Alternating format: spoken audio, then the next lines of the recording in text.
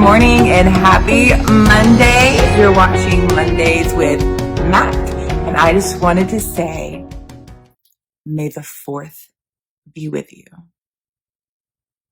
I never got to say that, so I feel really special. Just check that one off my list. So these are our daily devotionals at noon with Parkway United Methodist Church, and I am excited today because I am actually going to be reading from one of my favorite devotional books called Faith Prince, and it is written by none other than Mark Young, aka my dad, aka Faja, aka Pops. And Faith Prince is a book that he wrote when he was working at Willowbrook Methodist Hospital as the director of spiritual care, and he would send out these devotionals to like the entire staff of the hospital, from doctors to if you worked in the lunchroom or anywhere. He would send these out, and it kind of morphed into a book. So it's about 150 devotionals that's kind of broken up by the different seasons. And although it is sometimes written with some language that's kind of geared towards maybe a hospital personnel type staff, it's still very applicable to whether you work in a hospital or not. So I just want to explain what the concept of Faith Prince was before I read one of the devotionals. And it's on the back of the book, and it says, Faith Prince was kind of a play on words. I've likened this analogy to forensic science. If we could take one of those lights and shine it on the ground, floors, and pathways of our lives, we would see the faith prints of God crisscrossing this planet. The presence of God is everywhere. God is not contained to a season or a sentiment. God is in the here and now and then. So, sorry, that was just a little blurb, but I'm going to be reading from his devotion that's called Showcasing One's Religion. And the scripture it's based off of is Matthew chapter 6, verses 1. Be careful that you don't practice your religion in front of people to draw their attention.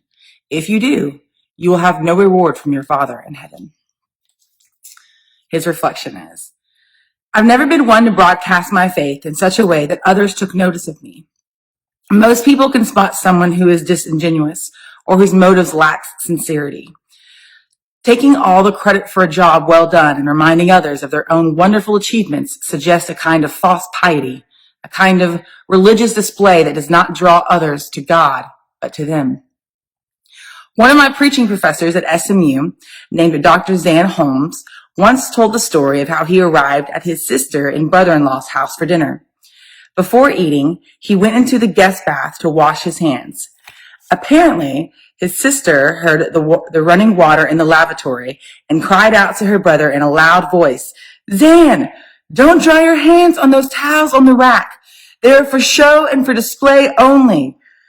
Dr. Holmes went on to describe that story in a sermon titled, Show Towel Religion. In other words, the towels were only for show, not to be used in service. In like manner, Dr. Holmes was illustrating a kind of religion that is all for show with no real substance. And this begs the question for you and me. Is our faith for show, or is there any substance in the way that we practice our discipleship? Jesus took exception with those who paraded their religion for show and tell, but not for go and do. Although I have felt a deep calling to be a minister since I was knee-high to a grasshopper, I hope my life is a witness not for my own glory, but to the glory of God, who deserves all the credit.